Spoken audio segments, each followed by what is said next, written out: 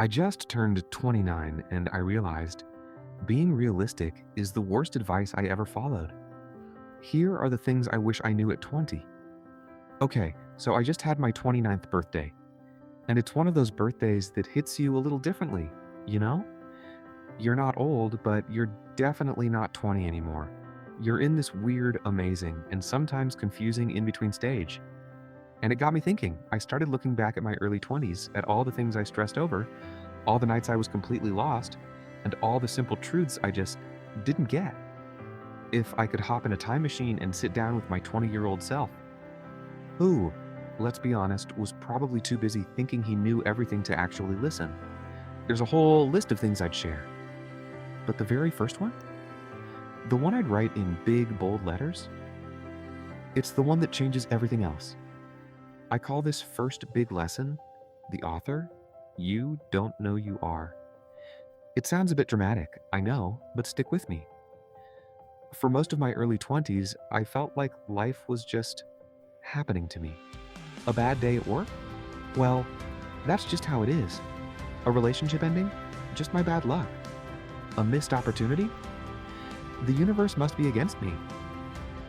I felt like the main character in a story, sure, but I was just reading the pages as they turned, reacting to whatever chaos the real author decided to throw at me that week. I was passive. I was just along for the ride, and honestly, the ride was kind of stressful and confusing. The shift, the big aha moment, is when you realize you're not just the reader. You're not even just the main character. You are the author. You are the one holding the pen. Think about it.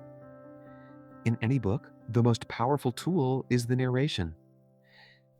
It's the voice that tells you what's going on, how the character feels, what the world is like. Well, your thoughts are that narration. And for a long, long time, my internal narration was pretty brutal. It was a story written by a very nervous, very critical ghostwriter. It was full of, you're not good enough. You're definitely going to fail. Look, everyone else has it figured out and you're still here. That's a terrible story. And I was the one writing it and rereading it to myself every single day. The second you truly realize this, you can change the narration. You can start telling yourself a different story. This is hard, but I'm capable of figuring it out. That failure wasn't an ending. It was a plot point. It was character development. I am exactly where I need to be right now. When you change the story you tell yourself, your entire reality starts to shift. It's not magic. It's just that your thoughts either build the walls of your prison or they draw the map to your freedom. You get to decide which one it is. And this is where it gets really powerful. When you're the author, life stops being a series of random, scary events. It becomes a series of decisions. That job you hate, it's not a life sentence. It's a chapter. Maybe it's the villain chapter that teaches you resilience, or maybe it's just a really boring chapter you've decided it's time to finish. But you get to decide when to turn the page. That feeling of being lost? That's not an ending. That's the author pausing, tapping the pen, and thinking, where should this go next? It's the blank page, and the blank page isn't scary. It's potential. You realize at any single moment that you have the power. You can write a brand new chapter tomorrow.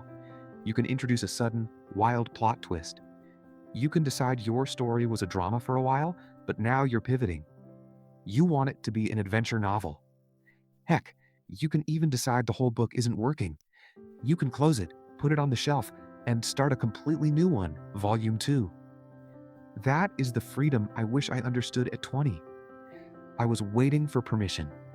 I was waiting for someone else to tell me what the next chapter was supposed to be. But nobody is coming to write your story for you. So, look at your life right now. Are you happy with the story you're telling? Is the narration empowering you? If not, that's okay. You're not stuck. You're just holding the pen. The best part about being the author is that the ending isn't written yet. Not by a long shot. So once you've really wrapped your head around the idea that you're the author, that you're holding the pen, you're faced with a pretty big question. What kind of story are you going to write? Are you going to write a quiet, safe, predictable story? The one everyone expects? The one that follows all the rules? Or are you going to write a blockbuster? At 20, I was all about the practical story. I was obsessed with being realistic. I wanted a 10-year plan. I wanted a spreadsheet that proved, beyond a shadow of a doubt, that my life would work. I wanted guarantees. And that, I've learned, is one of the biggest traps you can fall into. This brings me to the second major thing I wish I knew, and it's going to sound weird. You need the Dulu advantage. Yes, Dulu, as in, you need to be a little bit delusional. I know. We spend our whole lives being told not to be delusional. We are told to be grounded, to be practical, to keep our feet on the earth. But here's the problem. People who are always realistic will never, ever see the big opportunities. Why? Because big opportunities, by definition, don't look realistic. They look crazy. The realistic person gets stuck. They're the ones who've been researching their business idea for 3 years. They're the ones who have a perfect plan, but are just waiting for the perfect time to start. They get stuck in what we call analysis paralysis. They try to plan and strategize every single variable until the solution is absolutely perfect. But the perfect solution doesn't exist. The perfect time never, ever comes. And that friend, or maybe it's you, who says, "Oh, I'm just being practical," or "I'm just being a realist." 9 times out of 10, that's not practicality speaking. It's fear. It's fear in a really good disguise.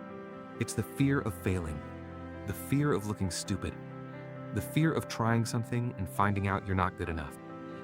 And being practical is the perfect excuse to never have to face that fear. It's the ultimate get-out-of-jail-free card for not taking a risk. Because if you never try, you never fail, right? But the people who actually do amazing things, the people who change the world or just change their own world in a massive way, they're all a little delusional. They have this Dulu advantage.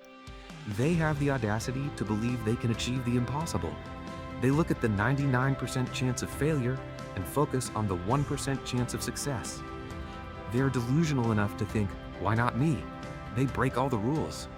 Not because they're anarchists, but because they understand the rules were written by other people for a world that might not even exist anymore.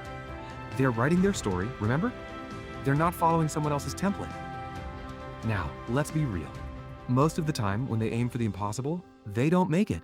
They fall short. They look a little silly. They fail. But once in a while, they do. Once in a while, the rocket launches. The business explodes. The crazy idea works. And here's the key. All you need is one time. You only need one yes to change your career. You only need one idea to work to change your life. All those other failures just become part of the story, the character development we talked about. At 29, I look back at my 20-year-old self who was so afraid to do anything that wasn't on a pre-approved checklist. I just want to grab him by the shoulders and say, be a little dumber, be a little crazier. Stop being so practical. Because the realistic path, it gives you a realistic life, and that's fine. It's not a bad life. But if you want something more, if you want something exceptional, you have to be willing to be a little delusional. You have to be willing to look at the world and say, I think I can bend that. That's the Dulu advantage. It's not about ignoring reality. It's about refusing to let reality be the only thing that guides you. It's about letting your imagination, your drive, and your why not me attitude have a seat at the table too. So how delusional are you willing to be? So you're ready to use that Dulu advantage? You've got the energy, but that's the exact moment analysis paralysis tries to creep back in. You need a simple way to start. That's why I created the 30 Days to a Better You ebook. It's not a 10-year plan. It's your day one. It's a 30-day action guide to stop planning and start building momentum. If you're ready to finally take action, this is your first step. Click the link in the description to get your copy. Pause, then transition. Now, once you start taking all that action, you're going to run into a new problem. So, you're the author of your story. You've embraced the Dulu advantage, and you're ready to write this big, ambitious, exciting novel with your life. But then, Monday happens. Your car gets a flat tire. Your boss sends a passive-aggressive email. You get into a stupid circular argument with a friend about where to get dinner, and all that big author energy just deflates. Suddenly, you're not thinking about your 10-year vision. You're just stuck in the weeds, stressing about the tiny, annoying, frustrating details of the now. I lived like that for years. I let the smallest things ruin my entire day, sometimes my entire week. I was a professional at blowing things way, way out of proportion. And that leads to the third lesson, which is really a 2-for-1. It's a mental filter that has saved me more time and energy than anything else. I call it the 7-year rule for people and problems. Let's start with the problems part. It's this simple rule I picked up, and it's a total game changer.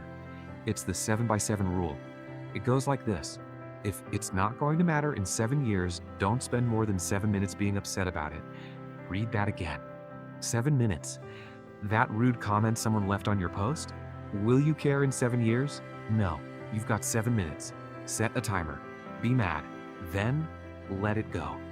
That project at work that didn't go perfectly? Will the specific details matter in 7 years? Probably not. You'll just remember what you learned. So, stop ruminating. We are so good at getting stuck in the moment. Our emotions fire up and it's hard to detach. We think this one bad thing is the end of the world. But if you just force yourself to zoom out, to fast forward the movie of your life by 7 years, you realize 99% of the stuff we stress about is just noise. It's temporary static. It truly does not matter in the grand scheme of things. And this is where the 7-year rule gets really interesting. Because when you zoom out, when you stop letting the 7-minute problems steal your focus, you finally get to see what actually matters. And it's not the problems, it's the people. This is the second half of the rule, the people part. Because while that email won't matter in 7 years, your relationships absolutely will. I used to think being productive meant canceling plans to work late. I thought being strong meant holding on to grudges because I was right. I was so wrong. I've never once regretted spending more time with my family. I've never once looked back and thought, man, I really wish I'd skipped that dinner with my mom to answer more emails. That time is precious, and it is so limited. Many of these people, the ones you love, will either pass away too soon or before you're ready. Spend the time. It is never a waste. And this 7-year perspective also completely changed how I see my parents. At 20, I was still holding on to grudges from my childhood. I was still busy seeing them as these all-knowing figures who had somehow failed me. But at 29, I just see them as I see them as children who just happened to be in older bodies, who had no idea what they were doing. There's no rule book for life. They were just like us, figuring it out as they went. And holding on to that anger, it just isn't worth it. It's a 7-minute problem that we stretch into a 20-year prison. Let it go. Forgive them.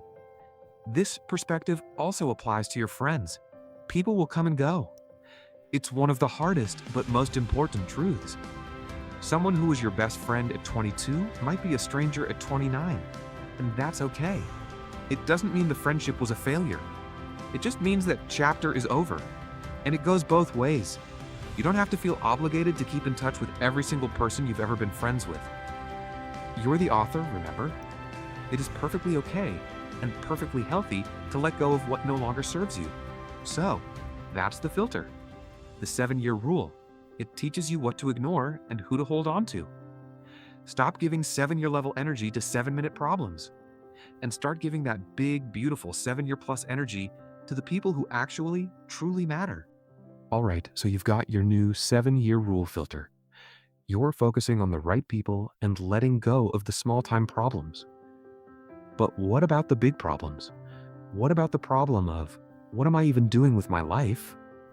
This is, without a doubt, the defining terror of being 20. And that's what this next lesson is all about. If I could, I would go back and just shake my 20-year-old self and tell him, you need to learn why you should enjoy being lost. I know. Enjoy it. It sounds impossible.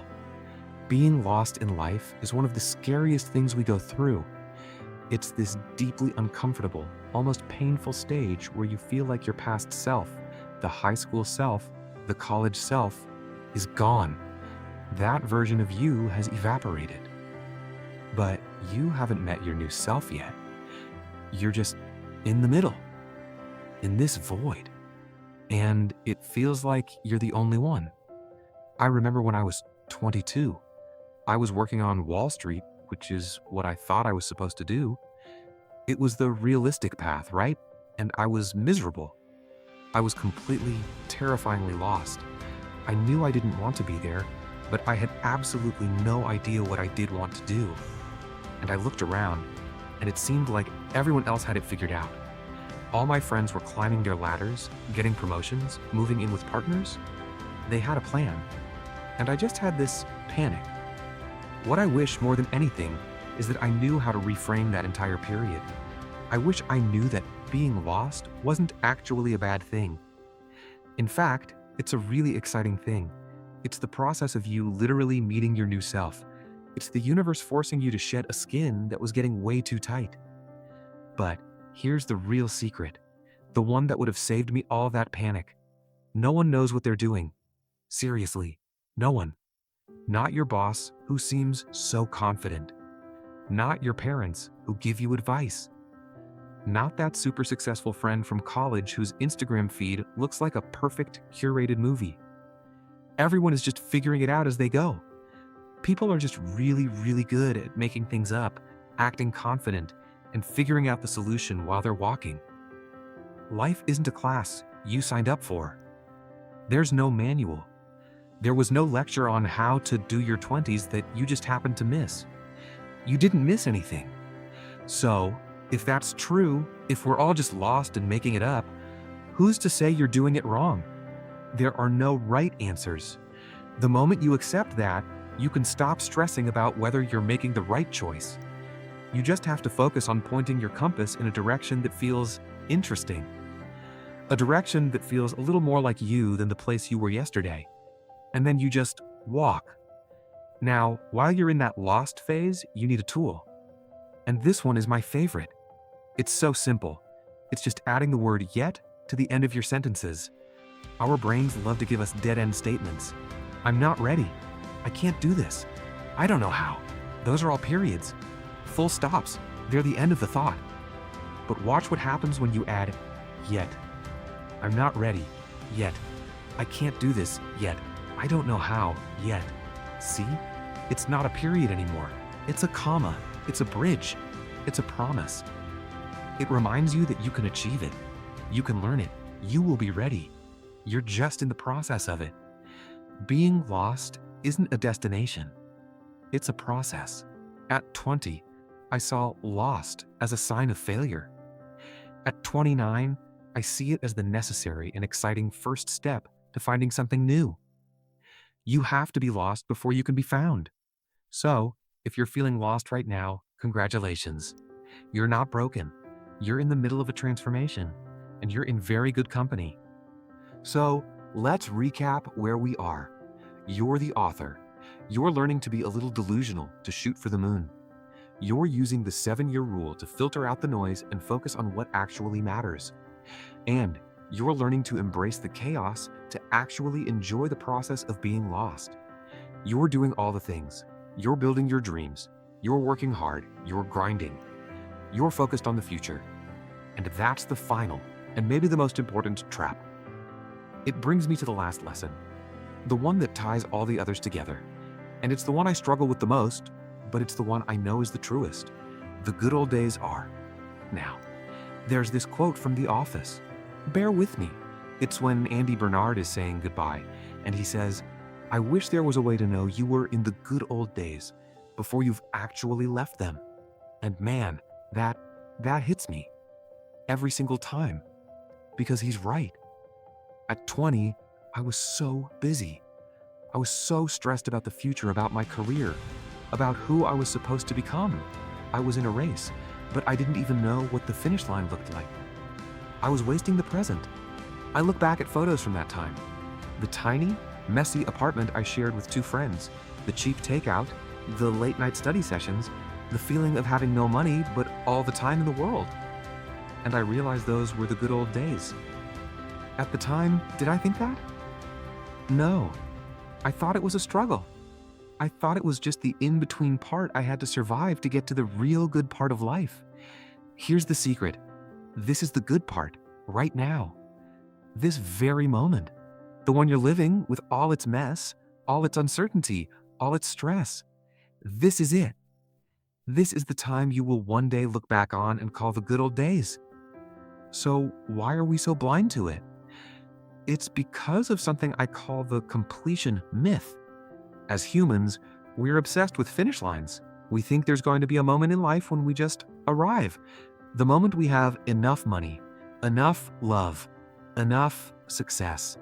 We think we'll get all the puzzle pieces and we'll put that last one in and we can finally lean back and just be happy. At 29, I'm telling you, completion doesn't exist. The puzzle can never be completed. You will never have all the pieces.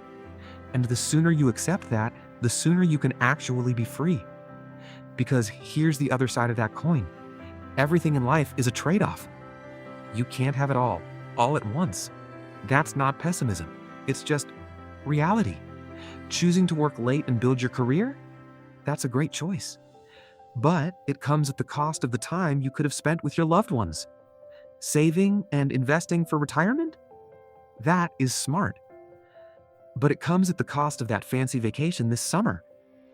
There is no perfect choice that has no downside. Everything comes at the cost of something else. And this isn't a bad thing. It's liberating because it means you get to decide. You are the author, and you get to decide what price you are willing to pay for the story you want. Which brings me to the last point. What's the point of all this?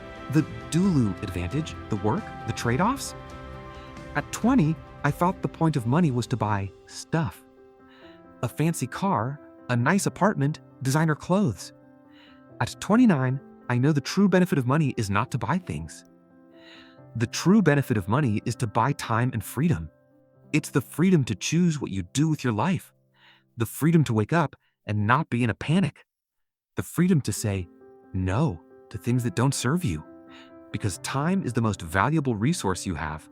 It's the only thing you spend that you can never, ever get back. So, please, use your money as a tool to buy back more of your free time. And then, in that time, be present. Stop being so busy stressing about a future that may never come. Stop ruminating on a past you can't change. Look around. Appreciate the mess. Hug your people. You are living in the good old days. Right now. Don't miss them.